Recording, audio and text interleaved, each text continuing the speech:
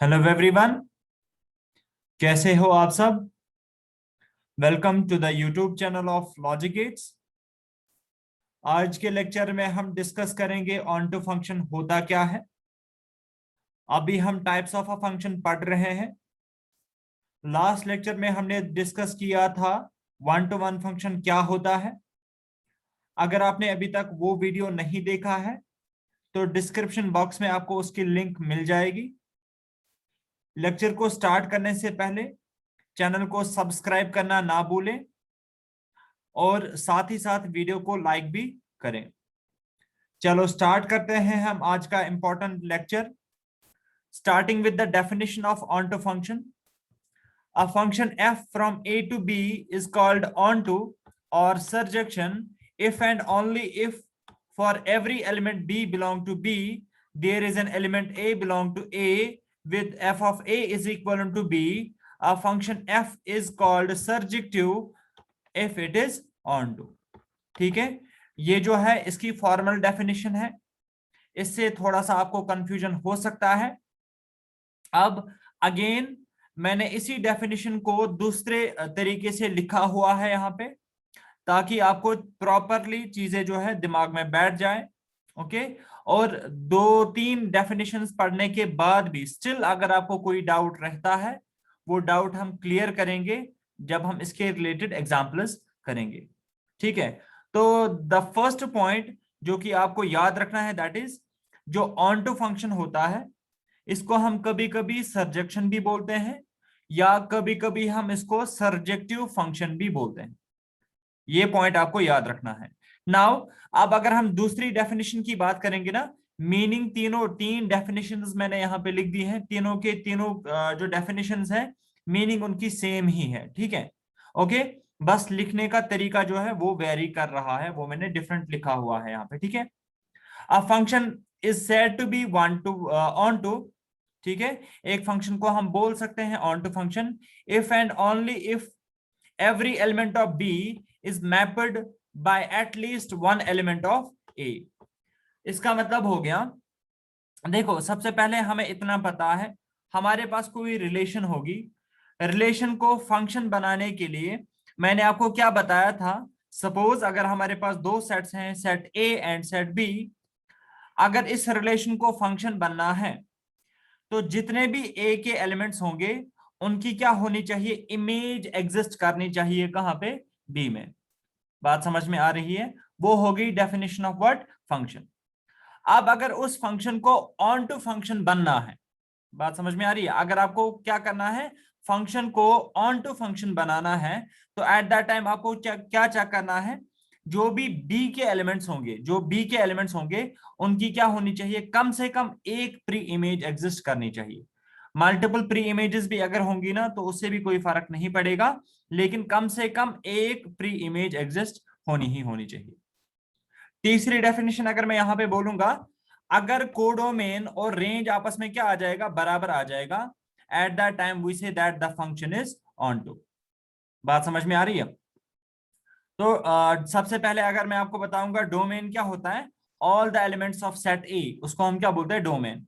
Codomain क्या होता है, all the elements of set B, जो भी बी सेट के एलिमेंट्स होते हैं उसको हम क्या बोलते हैं, कोडोमेन बोलते हैं। और रेंज क्या होता है, बी के वो एलिमेंट्स जिनकी प्री इमेज एग्जिस्ट कर रही है वो कहां पे आ जाते हैं, रेंज में आ जाते हैं। अगर रेंज और कोडोमेन आपस में क्या आ जाएगा, बराबर आ जाएगा, तो एट दैट टाइम जो हमारी फंक्शन होती है ना, वो नेसेसरली कौन सी फंक्शन होगी, ऑन टू फंक्शन होगी। अभी भी कुछ डाउट होगा, डोंट वरी, एग्जाम्पल्स करेंगे पूरा का पूरा क्लियर हो जाएगा। ओके, तो चलिए तीन चार एग्जाम्पल्स मैंने नीचे ले ली है, अब हम उनके बारे में एक एक करके डिस्कशन कर लेते हैं। Starting with example number 1। ठीक है, तो मैंने दो सेट्स लिए हैं, एक सेट है ए, उसमें एलिमेंट्स आ रहे हैं ए बी एंड सी, और दूसरा सेट मैंने लिया हुआ है बी, जिसमें एलिमेंट्स आ रहे हैं 1 2 3 and 4।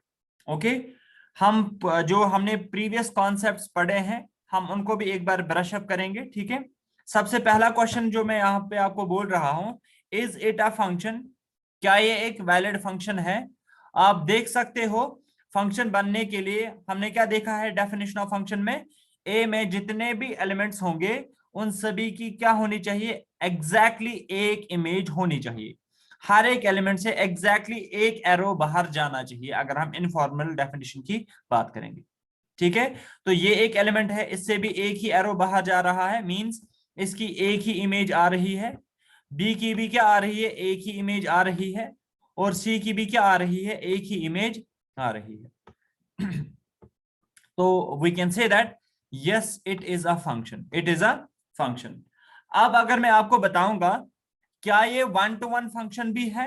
One to one function का मतलब हो गया एक एलिमेंट क्या होना चाहिए, एक एलिमेंट के साथ मैप होना चाहिए। ठीक है, तो आप देख सकते हो टू जो है ना, ये हमने किसके साथ मैप किया है, थ्री के साथ मैप किया हुआ है। ठीक है, देखो थ्री जो है और किसी के साथ मैप्ड नहीं है।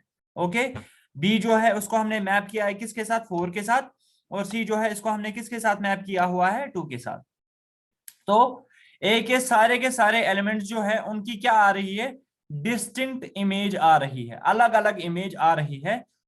तो we can say that yes it is a valid one to one function, ये तो वन टू वन फंक्शन भी है। नाउ क्या ये ऑन टू फंक्शन है, ऑन टू की डेफिनेशन मैंने आपको क्या बताई अभी, जो भी बी के एलिमेंट्स होंगे, बी के सारे एलिमेंट जो होंगे ना उनकी क्या होनी चाहिए, एटलीस्ट कम से कम एक प्री इमेज होनी चाहिए। लेकिन यहां पे बी में हमें एक एलिमेंट ऐसा दिख रहा है जहां पे हमें कोई भी प्री इमेज देखने को नहीं मिल रहा है। तो we can say that no it is not an onto function, ये एक ऑनटो फंक्शन नहीं है।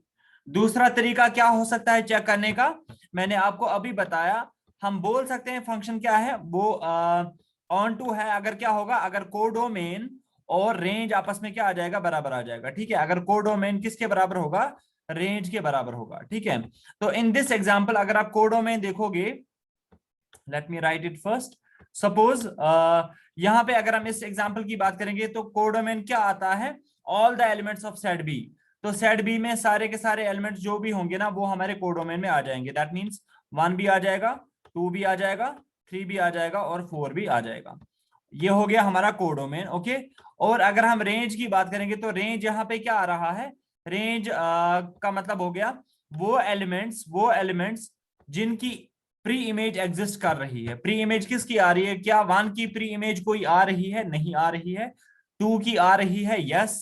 ओके, थ्री की भी आ रही है एंड फोर की भी आ रही है। ठीक है, टू थ्री एंड फोर की प्री इमेज एग्जिस्ट कर रही है। क्या यहाँ पे ये दोनों आपस में बराबर आ रहे हैं, नहीं आ रहे हैं। We can say that no codomain and range are not equal to each other, तो ये कभी ऑन टू फंक्शन बन ही नहीं सकता। ठीक है, डिफरेंट डिफरेंट तरीकों से आप क्या कर सकते हो, इस क्वेश्चन को सॉल्व कर सकते हो। ठीक है, तो सिंपली जनरली हम यही वाला मेथड यूज करेंगे, अगर कोडोमेन और रेंज आपस में बराबर आ जाएगा तो हम बोलेंगे फंक्शन क्या है, फंक्शन ऑन टू है। ठीक है, ये हो गई example number 1। Let me now talk about the example number 2। Okay, so see now यहाँ पे दो सेट्स मैंने अगेन ले लिए हैं, set A and set B. A में एलिमेंट्स क्या आ रहे हैं, same elements A B and C. और बी में एलिमेंट्स क्या आ रहे हैं, 1 2 एंड 3, 1 2 एंड 3। नाउ सबसे पहला क्वेश्चन जो यहाँ पे पूछा गया है, is it a function, is it a function. You have to check क्या ये वैलिड फंक्शन है। हर एक एलिमेंट से क्या होना चाहिए, एक एरो बाहर जाना चाहिए। हर एक एलिमेंट की क्या होनी चाहिए, एक इमेज होनी चाहिए। ए की भी एक ही इमेज आ रही है, बी की भी एक ही इमेज आ रही है, और सी की भी क्या आ रही है, एक ही इमेज आ रही है। ठीक है, तो हम क्या बोल सकते हैं, yes it is a valid function, ये एक वैलिड फंक्शन है। अब मैं आपको बता रहा हूं क्या ये वन टू वन भी है। वन टू वन मतलब हो गया एक एलिमेंट क्या होना चाहिए, एक एलिमेंट के साथ मैप होना चाहिए। ए में जितने भी एलिमेंट्स हैं उनकी क्या होनी चाहिए, डिस्टिंक्ट इमेज होनी चाहिए, अलग अलग डिफरेंट इमेज होनी चाहिए। ओके, तो ए की इमेज क्या आ रही है 3, बी की इमेज आ रही है 1 और सी की इमेज क्या आ रही है 2। तो हर एक एलिमेंट की क्या आ रही है, डिस्टिंक्ट इमेज आ रही है, डिफरेंट इमेज आ रही है, अलग अलग इमेज आ रही है। We can say that yes it is a one to one function, ये क्या है, वन टू वन फंक्शन। अब हमें चेक करना है क्या ये ऑन टू भी है। अगेन दोनों तरीकों से हम देखेंगे क्या ये ऑन टू है। हमें क्या चेक करना है, ऑन टू बनने के लिए हमें बी सेट को चेक करना है। ठीक है, बी सेट में जितने भी एलिमेंट्स होंगे उनकी क्या होनी चाहिए, प्री इमेज होनी चाहिए। ठीक है, तो बी सेट में कौन कौन एलिमेंट आ रहा है, 1 2 एंड 3। क्या 1 की प्री इमेज है? यस, 1 की जो प्री इमेज है वो क्या है? बी। क्या 2 की कोई प्री इमेज है? यस, 2 की प्री इमेज क्या आ रही है? सी। ओके, 3 की प्री इमेज क्या आ रही है? ए। तो 1, 2 एंड 3 सभी एलिमेंट्स की हमें यहाँ पे क्या देखने को मिल रही है? प्री इमेज देखने को मिल रही है। We can say that yes it is an onto function. और यहाँ पे अगर आप देखोगे कोडोमेन क्या बन रहा है? Codomain means all the elements of set B. Codomain में एलिमेंट्स क्या आ जाएंगे? 1, 2 एंड 3।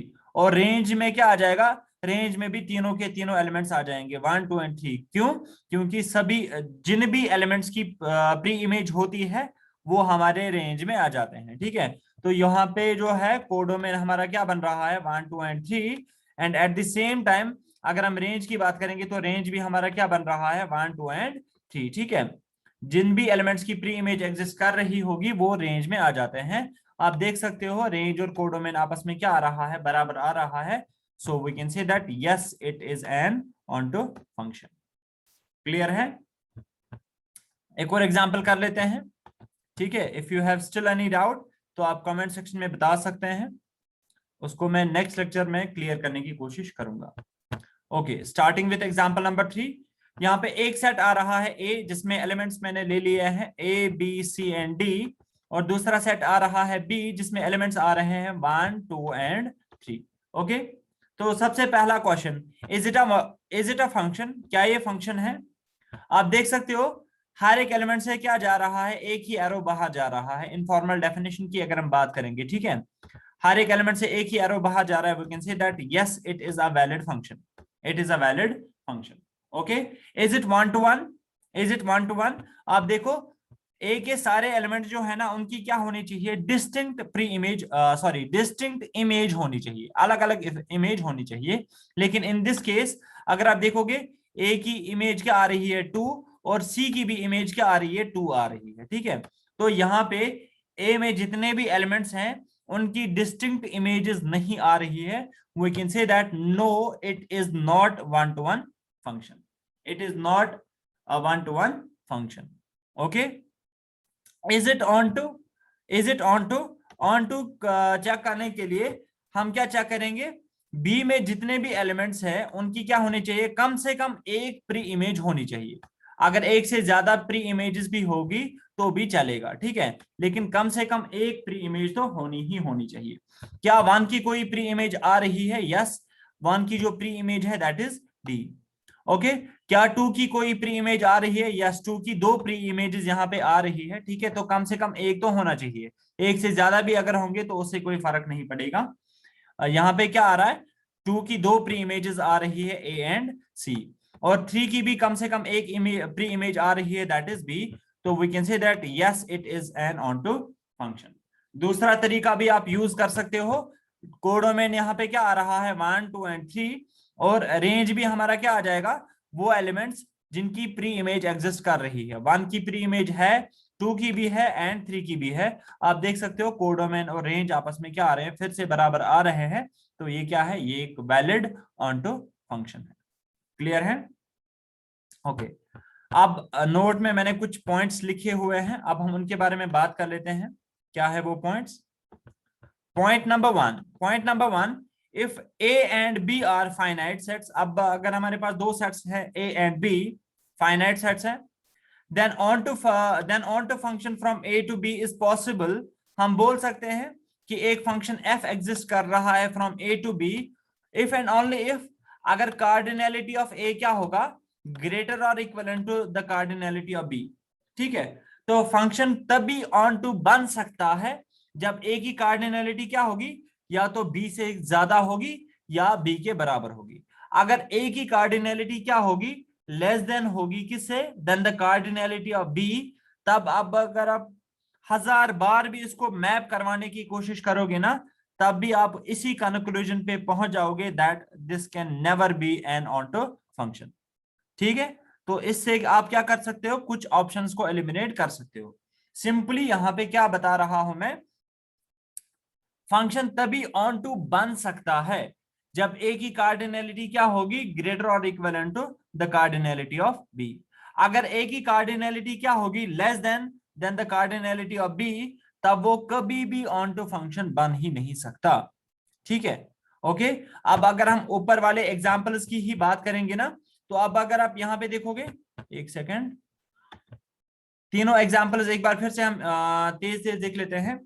मैंने आपको क्या बताया, अगर ए की कार्डिनैलिटी, यहां पे ए की कार्डिनैलिटी कितनी आ रही है in this example, the cardinality of A is equal to 3, because A में कितने एलिमेंट्स आ रहे हैं 3, and the cardinality of B, B में कितने एलिमेंट्स आ रहे हैं 4, कार्डिनैलिटी ऑफ बी क्या आ रही है 4 आ रही है। तो यहां पे in this case cardinality of A क्या आ रहा है, कार्डिनैलिटी ऑफ ए आ रहा है less than the cardinality of B, आ रहा है ना। in this case the cardinality of b a is less than the cardinality of b, यही तो आ रहा है in this case।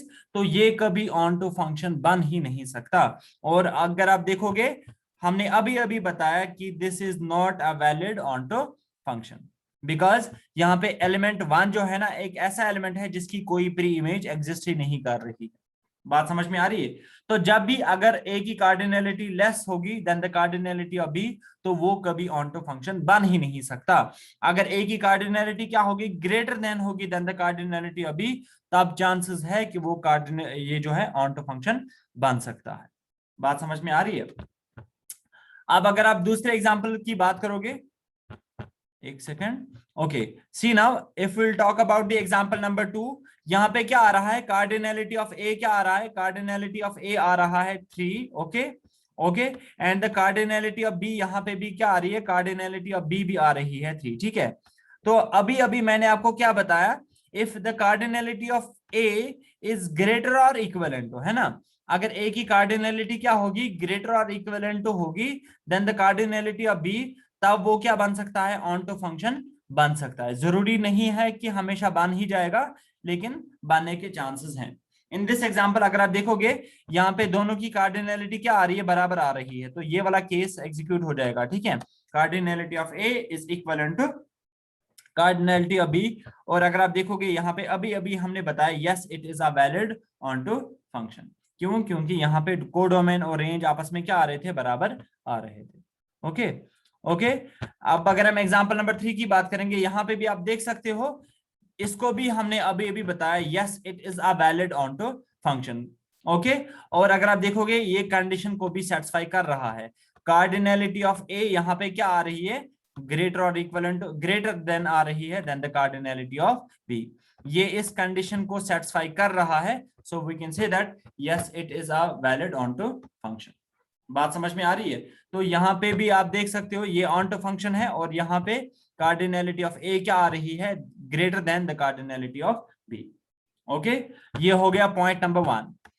Now note में मैंने दूसरा पॉइंट भी लिखा हुआ है, that is if cardinality of A is equal to cardinality of B, अगर ए और बी की कार्डिनैलिटी आपस में क्या आ रही है, बराबर आ रही है, और अगर वो फंक्शन क्या है, ऑन टू। ओके, अगर ए की कार्डिनैलिटी क्या है, बराबर आ रही है to the cardinality of B, and the function is onto, ये गिवन है, फंक्शन क्या है, ऑन टू, देन आपको आंख बंद करके ये भी पता चलना चाहिए, तो वो नेसेसरली क्या होगा, 1 to 1 फंक्शन भी होगा ही होगा। बात समझ में आ रही है? तो क्या बताया जा रहा है, अगर ए और बी की कार्डिनैलिटी आपस में बराबर है, और हमें साथ साथ ये भी बताया गया है that the function is onto, तो हम यहाँ पे कंक्लूड कर सकते हैं ये फंक्शन जो है ये 1 to 1 भी होगा ही होगा। एज एन एग्जाम्पल, जो हमने ऊपर एग्जाम्पल की थी ऑलरेडी, उसी के बारे में बात कर लेते हैं। Okay, this example. ओके, अब अगर आप यहाँ पे देखोगे ना, क्या आ रहा है, कार्डिनैलिटी ऑफ ए की कार्डिनैलिटी यहाँ पे कितनी आ रही है, 3, ओके, कार्डिनैलिटी ऑफ ए आ रही है 3, एंड कार्डिनैलिटी ऑफ बी कितनी आ रही है, कार्डिनैलिटी ऑफ बी भी आ रही है 3, ठीक है। तो आप देख सकते हो cardinality of A and cardinality of B, इन दोनों की कार्डिनैलिटी आपस में क्या आ रही है, बराबर आ रही है। ओके, और ये फंक्शन क्या है, क्या ये ऑन टू फंक्शन है? यस, ये ऑन टू फंक्शन है, बिकॉज रेंज और कोडोमेन आपस में क्या आ रहे हैं, बराबर आ रहे हैं। ओके, जब ये ऑन टू बी है, तो हम ये भी बोल सकते हैं without checking the condition of 1 to 1, हम ये भी बोल सकते हैं ये जो है ये 1 to 1 फंक्शन भी होगा ही होगा। और अगर आप इसको चेक करोगे, ये आपको 1 to 1 फंक्शन भी आपको देखने को मिल रहा है। ठीक है, तो ये हो गया आज का लेक्चर। आज के लेक्चर में हमने डिस्कस किया कि ऑन टू फंक्शन होता क्या है। कल के लेक्चर में हम डिस्कस करेंगे वन टू वन कॉरेस्पॉन्डेंस होता क्या है। जो हमने आज देखा था ऑन टू फंक्शन, इसका जो दूसरा नाम है दैट इज सरजेक्टिव फंक्शन और सरजेक्शन। ठीक है, ये पॉइंट्स आपको याद रखने की जरूरत है।